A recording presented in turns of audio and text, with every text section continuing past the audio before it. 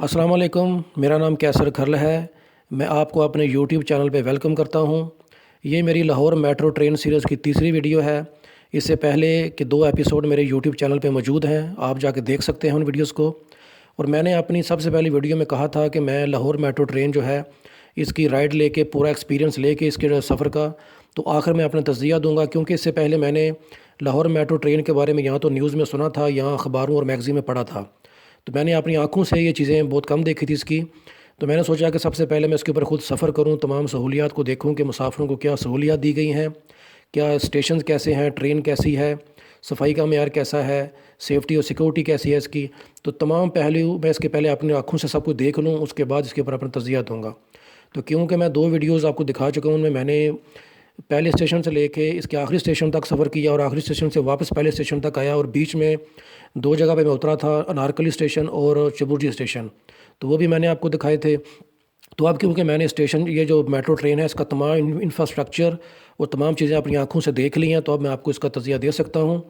تو آج کی ویڈیو میں ہر پہلو سے اس کے منفی اور مثبت پہلو جو ہیں اس میٹرو ٹرین کے وہ آپ کو بتاؤں گا، کیونکہ یہ دنیا کی سب سے مہنگی میٹرو ٹرین بنی ہے فی کلومیٹر لاگت کے حساب سے۔ تو دیکھیں گے آج کی ویڈیو میں ہم اس چیز کا جائزہ لیتے ہیں کہ اتنے پیسے جو خرچ ہوئے ہیں اس کے اوپر تقریباً 250 ارب روپیہ بنتا ہے، کوئی 2 ارب ڈالر کے لگ بھگ یہ پیسے بنتے ہیں، جو کہ پاکستان کے وجہ سے ملک کے لیے بہت بڑی رقم ہے۔ تو دیکھیں گے کہ اتنے پیسے جو لگے ہیں کیا چیز بھی ویسی بنی ہے کہ نہیں ہے، وہ پیسے خرچ ہوئے کہیں نظر آتے ہیں کہ نظر آتے، ہمیں اس کا فائدہ کوئی ہے یا نہیں ہے۔ تو آج کی ویڈیو میں اس چیز کا جائزہ لیں گے، تو چلیے شروع کرتے ہیں۔ تو سب سے پہلے ہم لاہور میٹرو ٹرین جو ہے اس کی سیفٹی اور سیکورٹی کے معاملات کو دیکھ لیتے ہیں۔ دیکھیے ہمارا ملک پاکستان جو ہے وہ طویل عرصے سے دہشت گردی کا شکار ملک ہے، اور ابھی بھی وہ سلسلہ رکا نہیں ہے، دہشت گردی کی تازہ لہر پاکستان میں آ چکی ہے۔ تو اس لیے اس میٹرو ٹرین کی جو سیفٹی اور سیکورٹی ہے وہ بہت ہی اچھی اس کا معیار ہونا چاہیے تھا، لیکن افسوس سے یہ کہنا پڑتا ہے کہ سیفٹی اور سیکورٹی کا وہ معیار نہیں ہے جو اس کا ہونا چاہیے تھا۔ اب یہ ڈیرہ گجراں اسٹیشن آپ دیکھ رہے ہیں، لاہور کا سب سے پہلا جو ٹرین کا جو سب سے پہلا اسٹیشن ہے۔ تو آپ یہ دیکھیں کہ اس کے نیچے بڑی بڑی گاڑیاں کھڑی ہیں، لوریاں کھڑی ہیں، ٹرک کھڑے ہوئے ہیں اسٹیشن کے بالکل نیچے۔ تو آپ کو یاد ہوگا کہ اسلام آباد میں جو میریٹ ہوٹل ہے وہ ایک ٹرک کے ذریعے اس کے اوپر حملہ کیا گیا تھا، پورا ہوٹل اڑ گیا تھا۔ وہ اسی لاہور شہر میں FA کے آفس کے اوپر ایک گاڑی سے حملہ کیا گیا تھا، پوری بلڈنگ اڑ گئی تھی۔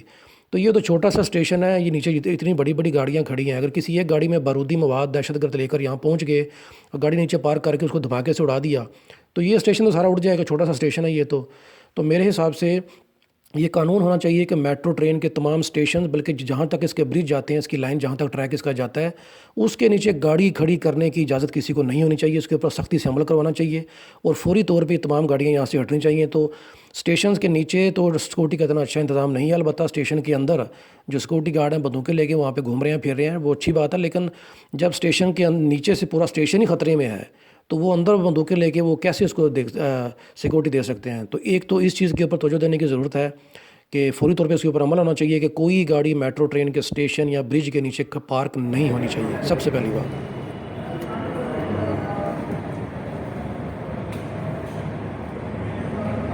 گاڑی پھر مڑ کے واپس آ رہی ہے۔ دوسرا اور بہت اہم ایک جو چیز ہے وہ ہے صفائی اور ستھرائی۔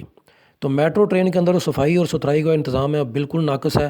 مجھے انارکلی اسٹیشن پہ 3-4 لیڈیز ملی تھیں، انہوں نے مجھے پمفلٹ دیا، بھائی آپ کو دکھاتا ہوں میں، اس کے اوپر درج جاری میٹرو ٹرین کو صاف رکھیں اور کس طرح آپ صاف رکھتے ہیں، ایک ترلا منٹ کیا ہوا ہے۔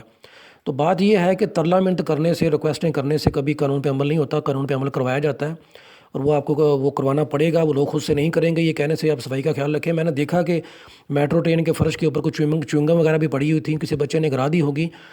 دیکھیے سب سے پہلی بات تو یہ ہے کہ یہ ممکن نہیں ہے کہ سارے شہر میں کوڑا پڑا ہوا، سارا شہر گندا ہو اور میٹرو ٹرین آپ کی صاف ہو، کیونکہ یہ لوگ کہاں سے آتے ہیں؟ یہ لوگ آتے ہیں گھروں سے نکل کے، محلوں سے نکل کے۔ تو جب محلے ہی گندے ہیں، پورا کا پورا شہر ہی گندا ہے، صفائی کا انتظام ہے ہی نہیں، تو آپ میٹرو ٹرین کی کو صاف رکھنے کی توقع لوگوں سے کیسے کر سکتے ہیں؟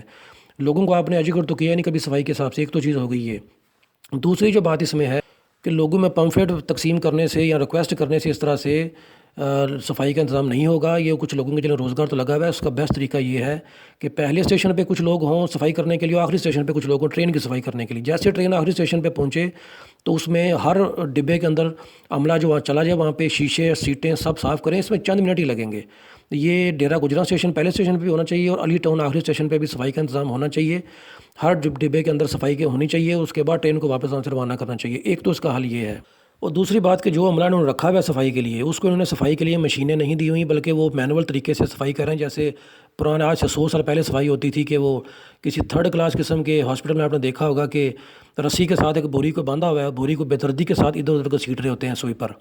تو اسی طرح یہاں پہ صفائی ہو رہی ہے مینول طریقے سے. جھاڑو پوچھا یہاں پر جیسے کسی دیہات میں چھت کے اوپر یا سین کے اندر جھاڑو پوچھا کیا جاتا ہے، بالکل آپ دیکھیں جو عملہ ہے وہ بیچارہ اس طرح صفائی کر رہا ہے. ان کو کوئی صفائی کرنے کے لیے مشینز نہیں دی گئی، پوری دنیا میں مشینز ہوتی ہیں. اس کے علاوہ جو بلڈنگ جو ہے اس کی صفائی ستھرائی کا معیار دیکھ لیں کہ جیسے لاہور کا یہ انارکلی کا میٹرو اسٹیشن ہے، اس کے بارے میں کہا جاتا ہے کہ سب سے خوبصورت اسٹیشن ہے. اس کا بھی آپ کو میں باتھ روم دکھاتا ہوں. اس کے باتھ روم کے اندر ایسے فرش کے اوپر پانی اور کچرا اور گند پڑا ہوا ہے، کوئی صاف کرنے والا نہیں ہے. ہر جگہ پہ پوری دنیا میں باتھ روم اس طرح کی جگہوں پہ باتھ رومس کے باہر کم از کم ایک بندہ ایک سویپر کھڑا ہوا ہوتا ہے جو کہ ساتھ ساتھ صفائی کرتا رہتا ہے. یہاں پہ کوئی بندہ نہیں تھا. اور کام کی فنیشنگ بھی اتنی اچھی نہیں ہے. کوئی جو ٹائلز لگی ہوئی ہیں ان کی جو گروٹنگ جن کو پاکستان میں کہتے ہیں، شربت وغیرہ جو عربی میں اس کو کہتے ہیں کیا جاتا ہے، وہ جو ہے اس کے داغ اوپر نشان نظر آ رہے ہیں. تو کام کی فنیشنگ بھی اتنی کوئی اچھی نہیں ہے. نہ ٹوائلٹ پیپرز تھے، نہ ہاتھ سکھانے کا کوئی انتظام یہاں پہ ہے، وہ بالکل نہیں ہے. تو اوورال دیکھا جائے تو صفائی ستھرائی کا انتظام اتنا اچھا نہیں ہے. اب ٹرین کو صاف رکھنے کے لوگوں کو ریکویسٹ تو کر رہے ہیں، مشورے تو دے رہے ہیں، لیکن جو میٹرو ٹرین انتظامیہ کے کرنے کے کام تھے شیشوں کو صاف رکھنا، وہ بھی نہیں ہے. ٹرین کے شیشے بہت ہی گندے ہیں. تو یہ تو کم از کم میٹرو ٹرین کی انتظامیہ خود کر سکتی ہے، لیکن وہ بھی تو ٹرین کا جو صفائی کا انتظام مجموعی طور پہ وہ بہت ہی خراب ہے. اس کو بہتر بنانے کی ضرورت ہے. اور تیسرے نمبر پہ میں ذکر کرنا چاہوں گا اس کا ٹکٹنگ کا طریقہ کار، اس کی جو ٹکٹ دی جاتی ہیں، جو ٹوکن دیا جاتا ہے، اس کا طریقہ کار، اس کی پرائس وغیرہ کے بارے میں. سب سے پہلی بات تو یہ ہے کہ یہ جو ٹکٹ دے رہے ہیں سبسڈائز طریقے سے دے رہے ہیں، اس کے اوپر سبسڈی انہوں نے دی ہوئی ہے. یعنی کہ علی ٹاؤن سے علی ٹاؤن تک کا جو سفر بنتا ہے وہ ٹکٹ بنتی ہے تقریباً 250 روپے کی، لیکن یہ دے رہے ہیں ہمیں عوام کو دے رہے ہیں 40 روپے میں. تو ایک طرح سے بتایا تو یہ جا رہا ہے کہ عوام کے لیے تحفہ ہے، یہ ہے وہ ہے، لیکن یہ اصل میں لالی پاپ ہی ہے، زیادہ کچھ نہیں ہے. آپ مجھے یہ بتائیں کہ جو دکان گھاٹے میں چل رہی ہے وہ ترقی کیسے کر سکتی ہے؟ پوری دنیا میں طریقہ یہ ہوتا ہے کہ میٹرو ٹرین کی ایک لائن بچتی ہے، اس کو پرافٹ میں اس کو چلایا جاتا ہے. یعنی کہ جہاں تک بندہ کو سفر کرے اتنے ہی پیسے کاٹے جاتے ہیں. کارڈ میں جتنے آپ کے جہاں تک آپ ٹریول کریں گے آپ کو اتنا پے کرنا پڑے گا. وہ سب سے بیسٹ طریقہ ہے. یہ بہت ہی جاہلانہ طریقہ ہے کہ پہلے اسٹیشن سے آپ آخری اسٹیشن پہ جائیں یا اگلے اسٹیشن پہ اتر جائیں آپ کے 40 روپے ہی کٹیں گے. ایسا نہیں ہے. اگر ایک بندہ زیادہ سفر کرتا ہے اسے زیادہ پیسے کٹنے چاہیے، کم سفر کرے اس کے کم پیسے کٹنے چاہیے. پوری دنیا میں طریقہ یہی ہوتا ہے. سب سے پہلی بات کہ سبسڈی دینا جو ہے بالکل ظلم اور زیادتی ہے، کیونکہ اس کا مطلب یہ ہے کہ میٹرو ٹرین کی لائن جو بچ گیا یہی ہے، دوسری لائن نہیں بچے گی. کیونکہ جب ایک دکان ہی گھاٹے میں جا رہی ہے دوسری دکان کیسے بن سکتی ہے؟ تو ایک تو قرضہ لے کے بنائی گئی ہے، وہ قرضہ بھی عوام پے کرے گی، ہم دیں گے وہ. اور دوسرے نمبر پہ جو ہے جو اس کے اندر سبسڈی دی گئی ہے اس کا طریقہ کار ہی بڑا عجیب و غریب ہے. تو یہ لوگوں کو جہاں تک وہ ٹریول کرتا ہے وہاں تک کا کرایہ کٹنا چاہیے، نمبر ایک بات. دوسری بات جو ہے وہ یہ ہے کہ پوری دنیا میں ٹریول ون ٹائم کرنے کے لیے، ایک ٹائم کسی نے سفر کرنا اس کے لیے بھی ایک ہلکا کارڈ ہوتا ہے، اور مستقل جو کارڈ ہوتا ہے وہ اچھی کوالٹی کا ذرا ہوتا ہے. یہاں پر ٹوکن دیے میں چلیں اس کی تو کوئی بات نہیں. اور انہوں نے رول یہ رکھا ہوا ہے کہ اگر ٹوکن میں آپ بیلنس کرواتے ہیں یا کارڈ میں بیلنس کرواتے ہیں تو وہ صرف 1 گھنٹے کے لیے، آپ یوز کریں یا نہ کریں بیلنس ختم ہو جائے گا. چلیں ٹوکن ہی حد تک تو بات سمجھ آتی ہے کہ ٹوکن اسٹیشن سے لینا ہے، اسٹیشن پہ جمع کروا کے واپس آ جانا ہے. لیکن لوگوں کے پاس جو مستقل کارڈ ہے اس کے اندر سے بیلنس 1 گھنٹے میں ختم نہیں ہونا چاہیے. تو پہلی بار دیکھا پتہ نہیں کس سیانے یہ انجینئر نے یہ رول نکالا. یہ والا پوری دنیا میں ہوتا یہ ہے، آپ اپنے مستقل کارڈ میں بیلنس کرواتے ہیں، آپ نے ایک ٹریول کیا جہاں تک کیا آپ کے اتنے پیسے کٹ جائیں گے. اس کے بعد نیکسٹ ٹائم آپ بھلے ہی 6 مہینے کے بعد جا کے ٹریول کریں، آپ کا جو بیلنس باقی ہے اس کارڈ میں اس میں سے پھر وہی بیلنس پیسہ رہے گا، اتنے پیسے کٹیں جتنا آپ نے نیکسٹ ٹائم ٹریول کیا ہوا ہے. لیکن یہ یہاں پہ عجیب و غریب سلسلہ ہے. تو ایک تو سبسڈی دینا یہ میرے حساب سے عوام کے ساتھ زیادتی ہے. لوگوں کو سمجھ اس کی نہیں آئے گی ابھی، کیونکہ عوام کو پتہ نہیں ہے جو سبسڈی دینی ہے وہ بھی ہم نے پے کرنی ہے. یوز کریں گے لاہور کے کچھ لوگ یا تھوڑے بہت باہر سے آئیں گے، اور وہ سبسڈی کے جو ٹیکس لگا کے یہ سبسڈی عوام سے لیں گے وہ پورا پنجاب دے گا یا پورا پاکستان دے گا. تو یہ عجیب و غریب سلسلہ ہے. سبسڈی ختم کریں اور اس کی جو مکمل قیمت ہے اس کی ٹکٹ کی وہ رکھیں، جہاں تک کوئی بندہ سفر کرے اتنے پیسے کاٹیں. یہ ہے اس کا صحیح طریقہ کار. یہ پتہ نہیں ڈھگوسلہ کس نے بنایا ہے. تو ٹکٹنگ کا یہ طریقہ کار آپ دیکھ لیں، بالکل میں تو مطمئن ہوں اس سے. اور اپنی سمجھ سے باہر ہے کہ یہ اس طرح جیسا چلا رہے ہیں اس طرح یہ ٹرین کیسے چلتی رہے گی. میرے حساب سے تو کچھ عرصے کے بعد اگر حالات تھوڑے خراب ہوئے، جنگ لگ گئی یا یہاں پہ حالات خراب ہوئے تو ٹرین ویسے رک جائے گی. اس حساب سے دیکھا جائے جو گھاٹے میں پہلے سے جا رہی ہے. اور چوتھی چیز جس کی طرف بہت کم لوگوں کا دھیان گیا ہے وہ یہ ہے کہ اس ٹرین کے اندر مرد اور خواتین مخلوط طریقے سے سفر کر رہے ہیں. یعنی کہ مرد و خواتین ایک ہی ڈبے میں ہوتے ہیں. تو یہ چیز جو ہے میرا خیال پاکستان جیسے ملک میں تو یہ وارہ نہیں کھاتی. عورتوں کے لیے ڈبہ کم از کم ایک ڈبہ ہر ٹرین میں مختص کرتے ہیں، لیکن عورتوں کے لیے الگ سے ڈبہ ہونا چاہیے. میں اس ٹرین کو وزٹ کرنے کے لیے گیا تھا اپنے بیٹے کے ساتھ. تو میں اپنے بیٹے کے ساتھ میں نے دیکھا وہاں پہ لوگ اپنی بیٹیوں کو، بیویوں کو، بچیوں کو ساتھ میں لے کے آئے ہوئے ہیں. وہ دکھانے کے لیے، لیکن وہ مردوں کے ساتھ ہی تھیں وہاں پہ۔ اور ان دنوں میں تو میں آج سے 10 دن پہلے گیا تھا، اتنا زیادہ رش نہیں تھا، لیکن اب اتنا زیادہ رش وہاں پہ ہو گیا ہے، لڑائیاں جھگڑے بھی بیچ میں ہو رہے ہیں، جگہ کی کمی کی وجہ سے اتنا رش ہو گیا ہے۔ تو آپ اندازہ لگائیں کہ ایک ٹرین کے اندر مرد بھی کھڑے ہوئے ہیں، کھچا کا ٹرین بھری ہوئی ہے، اور آپ کی بہو بیٹی بیوی ساتھ میں ہے، اور مرد اس کے ساتھ ٹچ ہو رہے ہیں، تو آپ کو کیسا فیل ہوگا؟ میرا خیال ہے کوئی بھی غیرت والا بندہ تو کہ اپنی فیملی کو اس طرح سے اس میں سفر نہیں کروائے گا۔ اور میں خود بھی اگر اپنی فیملی کے ساتھ گیا ہوا ہوتا، اور جیسے اگر میں ٹرین میں سوار ہوتا، مجھے پتہ چلتا ہے اس چیز کا کہ مخلوط سفر ہو رہا ہے، عورتیں مرد اکٹھے سفر کر رہے ہیں، تو یہاں تو میں سفر کرتا ہی نہیں، یہاں اگلے اسٹیشن پہ اتر جاتا۔ تو اس کو فوری طور پہ اس کے اوپر عمل کرنے کی ضرورت ہے کہ عورتوں کے لیے کم از کم ایک ڈبہ الگ سے ہونا چاہیے، اور شروع میں اس کے اوپر لکھا بھی ہونا چاہیے کہ ڈبہ برائے خواتین، یا جو بھی کہہ لیں کوچ برائے خواتین، جیسا بھی ہے برائے خواتین، اس کے اوپر لکھنا چاہیے۔ اور اس کے دروازے کے اوپر خواتین جو سیکورٹی گارڈز ہیں پولیس والی، وہ ہر دروازے کے اوپر ہونی چاہیے تاکہ کوئی مرد اس میں سوار نہ ہو سکے۔ تو اس چیز کو فوری طور پہ ایڈریس کرنے کی ضرورت ہے، بہت زیادہ ضروری ہے یہ، اس کی طرح بھی کسی نے دھیان نہیں دیا، تو عورتوں کے لیے ڈبہ الگ سے ہونا چاہیے اس ٹرین کے اندر۔ اور 5ویں نمبر پہ آپ کو بتاتے ہیں کہ ٹرین جو ہے اس کا معیار کیسا ہے اور اس کے اسٹیشن کیسے بنے ہوئے ہیں۔ دیکھیں ٹرین جو ہے وہ تو بالکل نہیں ہے، تو ٹرین تو بالکل نہیں ہے، لیکن وہ الگ بات ہے کہ ٹرین کی صفائی جو ہے وہ میٹرو ٹرین کی انتظامیہ نے اس طرح سے نہیں کی، شیشے وغیرہ گندے ہیں، میں نے آپ کو بتایا، فرش کے اوپر بھی کچرا تھا، چنگم وغیرہ بھی گری ہوئی تھی، لیکن ٹرین مجموعی طور پہ نہیں ہے۔ ٹرین کو تو ہم 10 میں سے 10 نمبر دے سکتے ہیں کہ ابھی بالکل نئی ٹرین ہے، کل کو جا کے اس کی کیا حالت ہوتی ہے، اس کی مینٹیننس ہوتی ہے نہیں ہوتی، وہ تو بعد میں دیکھا جائے گا۔ ٹرین جو ہے وہ تو بہت اچھی ہے، نئی ٹرین ہے بالکل۔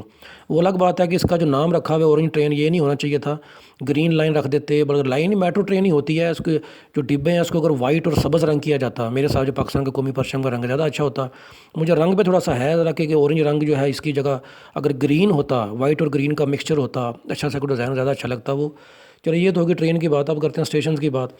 دیکھیں جو اسٹیشن اس کے ہیں، اس کا جو پہلا فلور ہے وہ تو پھر بھی کچھ بہتر ہے، جہاں پہ ٹکٹ وغیرہ دیے جاتے ہیں، ڈیکور لگی ہوئی ہے وہاں، تو پھر بھی کچھ بہتر حالات ہیں، ایسکلیٹر بھی لگے ہوئے ہیں، ایلیویٹر بھی لگے ہوئے ہیں، سیڑھیاں بھی ہیں۔ لیکن جیسے ہی آپ اوپر جاتے ہیں، جہاں پہ جو مین پلیٹ فارم ہے جہاں پہ ٹرین کھڑی ہوتی ہے، اس سے میں اتنا خاص کو مطمئن نہیں ہوا، کیونکہ جو اوپر جو اس کا جو ڈیزائن ہے بالکل بیسک قسم کا، ایسے چھپرا سا بنا ہوا ہے۔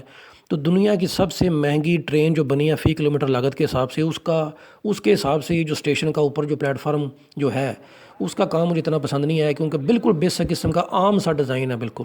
آپ دنیا کی چند میٹرو ٹرین جو نامی گرامی ان کو دیکھ رہے ہیں، اس سے سستی بنی ہے، اس سے کم پیسوں میں بنی ہے، اسٹیشن کے بڑے خوبصورت ڈیزائن ہوتے ہیں۔ ایک تو یہ چیز ہوگی، ڈیزائن کو اتنا خاص نہیں ہے، عام سا بیسک سا ڈیزائن ہے ایک چیز۔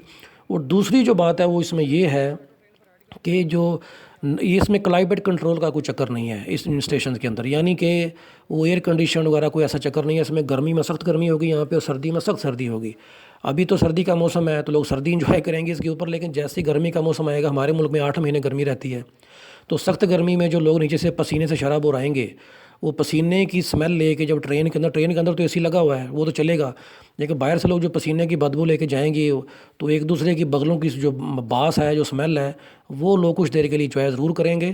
تو باقی اسٹیشن جو ہے اس کا بیسک سا ڈیزائن ہے، باقی ٹھیک ہے، گزارے لے کے اگر یہ سستی بنی ہوتی تو ہم کہتے ہیں یار ٹھیک ہے، غریب ملک کی میٹرو ٹرین ہے، ایسی ہوتی ہے، لیکن یہ دنیا کی سب سے مہنگی میٹرو ٹرین ہے، اس میں یعنی کہ سب سے زیادہ خرچہ اس کے اوپر آیا ہے فی کلومیٹر لاگت کے حساب سے، تو وہ لگا ہوا نظر نہیں آ رہا ان اسٹیشن کے اوپر، اسٹیشن بس گزارے والے ہی ہیں۔ آگے بڑھنے سے پہلے میں آپ کو اس میٹرو ٹرین کے بارے میں یہ بتاؤں کہ کیا اس کی ضرورت تھی یا نہیں، یا کچھ اور میں چیزیں بتا دوں جو کہا جا رہا ہے کہ پاکستان کا سب سے پہلا منصوبہ ہے۔ دیکھیے یہ پاکستان کا پہلا منصوبہ، اس کو چلیں اس حساب سے تو کہا جا سکتا ہے کہ پاکستان بننے کے بعد یہ پہلا منصوبہ اس طرح کا بنا ہے، میٹرو ٹرین ٹائپ کا یا ماس ٹرانزٹ کا۔ لیکن اس سے پہلے، پاکستان بننے سے پہلے 1895 سے لے کے 1955 تک شہر کراچی میں ٹرام سے چلا کرتی تھی، ٹرامز جو کہ ٹرالیز ہوتی تھی وہ چلا کرتی تھیں۔ تو پاکستان بننے کے 7-8 سال کے بعد اس کو ختم کر دیا گیا، حالانکہ ہونا تو یہ چاہیے تھا کہ اس سلسلے کو آگے بڑھایا جاتا اور ٹرامز کو دوسرے شہروں تک بھی اس کا سلسلہ پھیلایا جاتا، اور ٹرینز بھی چلائی جاتی ماڈرن، لیکن نیتیں ہی نہیں تھیں، اس کو بھی جو چل رہی اس کو بھی ختم کر دیا گیا۔ تو کیونکہ پاکستان میں زیادہ تر ٹائم جو ہے وہ غداروں کی اور بےایمان لوگوں کی جو اپنے ایمان بیچ کے آتے تھے امریکہ کے آگے، اسرائیل کے آگے، اور دنیا کی جو سیکرٹ سوسائٹیز ہیں ان کے سامنے اپنے ایمان بیچ کے آتے تھے، حکومت ملتی تھی ان کو زیادہ تر، تو وہ عوام کے فائدے کا کام کیسے کر سکتے تھے؟ تو ایک تو یہ چیز میں نے آپ کو بتانی تھی کہ یہ پاکستان کا پہلا نہیں ہے، پہلے بھی یہ چیزیں یہاں پہ ہوتی رہی ہیں، لیکن ان کو ختم کر دیا گیا تھا۔ دوسری بات یہ ہے کہ اس کی ضرورت تھی کہ نہیں۔ دیکھیے اس کی ضرورت تو بالکل تھی، اور آج نہیں بلکہ اس کی ضرورت آج سے 40-50 سال پہلے بھی تھی۔ مجھے یاد ہے 1990 میں اس ٹائم کو جب وزیر اعظم تھا نواز شریف پاکستان کا، اس کو ڈائیوو کمپنی کے کچھ لوگ ملنے کے لیے آئے تھے 1990 میں، جنہوں نے یہ موٹر وے بنائی تھی پہلی M1 جو ہے، انہوں نے آفر کی تھی نواز شریف کو، ہم پاکستان کے شہر کراچی اور لاہور میں انڈر گراؤنڈ ٹرین کا سلسلہ آپ کو بچھا کے دیتے ہیں اپنے پلے سے، یعنی پلے سے مراد یہ کہ ان کا خرچہ ہم کریں گے، اور جب ٹرین بن جائے گی اپنا پروفٹ پورا کر کے بعد میں جو ہے وہ پرسنٹیج طے ہو جائے گی، 50-50 کرنا ہے کیا کرنا ہے۔ میں یہ M1 بھی ایسے بنی تھی موٹر وے، لیکن نواز شریف نے اس ٹائم انکار کر دیا، لیکن 20 سال کے بعد، بلکہ 25 سال کے بعد دوبارہ اس کے بھائی نے اس کے اوپر کام شروع کیا، اور وہ بھی اس لیے کیا کہ عمران خان نے ایک جلسہ کیا تھا لاہور میں، تو یہ کہ شہر چھن نہ جائے، پہلے میٹرو بس بنائی پھر یہ ٹرین بنائی، تو ارادے اس کے پیچھے یہ تھے۔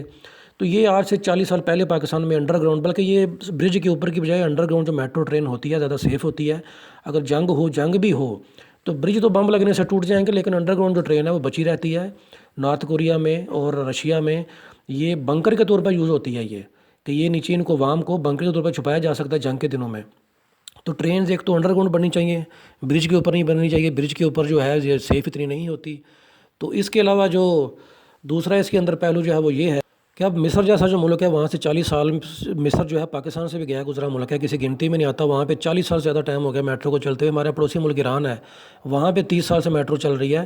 تو میٹرو ٹرین تو بننی چاہیے، لیکن ایک روٹ نہیں بننا چاہیے اس کا، یہ لاہور جیسے بڑے شہر میں کم از کم 10-15 اس کے روٹ ہونے چاہیے۔ کتنے ملک ہیں میں ریسرچ کر رہا دیکھ رہا تھا، وہاں پہ پہلے ایک لائن بنتی ہے، پھر دوسری بنتی ہے، پھر تیسری بنتی ہے، لیکن وہ اس لیے بنتی ہے کہ وہ ان کو سبسڈائز نہیں کیا جاتا، جو ٹکٹ کی اوریجنل پرائس ہے وہی دی جاتی ہے۔ تو یہاں پہ سبسڈائز کیا جا رہا ہے، قرضہ لے کے بنائی جا رہی ہے۔ تو آپ دیکھ لیجئے گا پاکستان میں جیسے میٹرو بس بنی تھی، اس کے بعد اس کی دوسری کوئی لائن نہیں بنی، حالانکہ کم از کم 2-2 سال کے وقفے سے بناتے۔ میٹرو لائن 1، لائن 2، لائن 3 بننی چاہیے تھی، اس طرح میٹرو ٹرین ابھی بنی ہے۔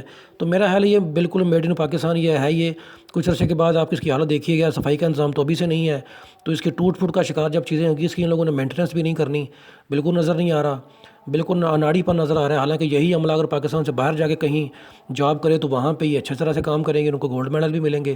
تو مجموعی طور پر دیکھا جائے تو یہ اچھی نیت سے بنتی مجھے نظر نہیں آ رہی۔ کرپشن اس میں بہت زیادہ ہوئی ہے، کہانیاں اس کی زبان سے عام تھیں، ہم سنتے ہوئے ہیں، اور وہ نظر بھی آ رہا ہے اس کے اندر کہ اس کے اندر جتنا پیسہ بتایا گیا خرچ ہوا اتنا پیسہ خرچ ہوا نہیں ہے، کرپشن کی نظر پیسہ زیادہ ہوا ہے۔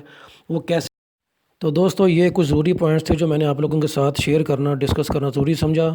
تو اب آخر میں اپنا حتمی تجزیہ یہی دوں گا کہ دیکھیے، لاہور شہر ہو، کراچی شہر ہو، یا ہمارا اسلام آباد، کوئٹہ، پشاور، ان شہروں کی جو سڑکیں ہیں وہ کئی یورپین شہروں کی سڑکوں سے 3-3 گنا چوڑی ہیں۔